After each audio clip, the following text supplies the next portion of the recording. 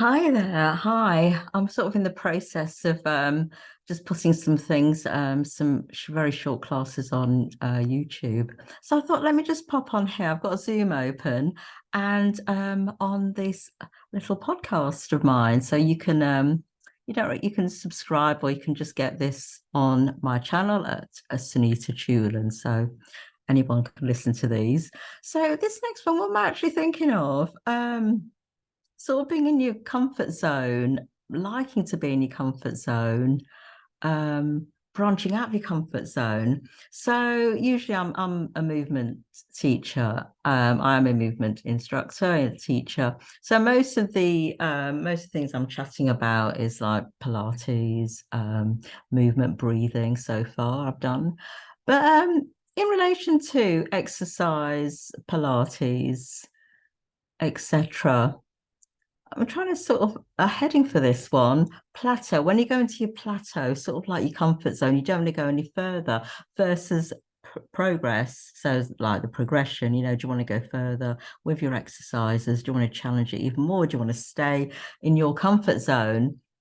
So just comparing that with real life. So in my case, I like my comfort zone to be in control. Nobody's controlling me, telling me what to do. I love that comfort zone. But then things like you do have adventures, like if you go on holiday, you don't know what's going to hit you, where you're going to go, where you're going to stay, sort of meeting different people, seeing different places. So you're not always in control anyway. So I'm digressing a bit. So I'm comparing life with like our exercise classes and progression, etc. So yeah, so we can get into a plateau with exercises. I mean, I've got like groups, nothing wrong with it at all. Like people I do teach, they don't want to go further, and I will not if you're a Pilates expert, you know about Pilates. Things like the rollover, it's like no, I'd like to sneak it in, but I thought no, it's not appropriate. I think lots of my, unless I've got some advanced groups, but the sort of like the beginners to intermediate groups, they sort of want to be in their little comfort zone. So I don't sort of challenge on the rollover. It's safe as well. So I keep it safe and secure and sort of easy to follow. But in my case, what drove me to Pilates, obviously, it was another string to my bow. I was doing fitness and yoga. I've told that story in a previous podcast. But then when I saw what you can progress to, you get all these gymnasts. When I saw, oh God, the first time I saw a studio, it was in central London. And the things that you can do, it's almost gymnastics, acrobatics type thing. If you go for the advanced exercises, there was some people like doing some advanced stuff on the different pieces of equipment, and which I did not know about. All I knew was Pilates on the mat, sort of similar to yoga, which I myself are guilty of. I didn't know the difference. But going back to this plateau versus progress, I mean, I'll say my comfort zone, but sort of since I've been doing, especially now got into the system, the method, there's so much to learn. And things like handstands and all this appeals to me. I know you've got to do the basic first. You obviously has don't try this if it feels unsafe to you without sort of like a teacher's guidance with the advanced exercises. So I always start with a warm up anyway. Like if it's on the reformer, I start with the footwork, the hundreds on the mat. I do the hundreds first before I attempt anything like the progressive advanced exercises. But I tell you, I love the it's crazy, like the control balance we do with the coming up onto your shoulder blades and doing the scissors with the legs. And a step up from that is the reformer version of that, where you do the walkover. Absolutely love it. But I could never, I was always scared to do the over, and it still doesn't look very pretty. It's a work in progress on it, where you sort of do the back somersault off, and then the sort of like the walk over, I call it a somersault, and then you come back on again. I think I saw people doing it, and absolutely fantastic. I thought, gosh, I wish I could do that. So it's like with everything, if you want to go to the advanced stages, it's practice, practice, practice at all times. And another thing I love as well, and I'm also scared of doing it because I've got quite a high ladder barrel, is the I love the short box series where you do, yeah, the short box. It's pretty scary, but it's with the curve on the box as well. Sorry, the barrel. It's quite a nice and challenging. So the short box series where you do the tree and you do, and then you roll back, you take the tree, you climb down the tree, climb up the tree. But that walkover as well, again, it's practice, practice, practice to get that. It's not perfect, it is practice.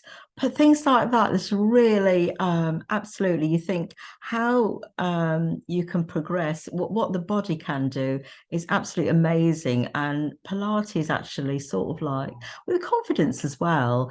It sort of helps you with things like that. And another one similar, like we've got the long stretch series. That's pretty challenging. But then when you go towards I'm going back to the mat and the reformer, but on the reformer now, we're talking about the balance and control, which is sort of like you got your feet onto the foot bar, and then you're in a plank, and then you've got your hands on the shoulder rest. So you're in a plank position. We can sort of visualize that. And then you do the push, then you do the leg lifts. I mean, that is amazing. And it requires a lot of strength. And I mean, it took me a long, long time to get into those advanced movements. It took years and years and years. And also the sort of like the pullback version as well on the reformer, where you have you're facing the front of the reformer, have your feet on the footbar, but this time you're facing the footbar rather than facing away.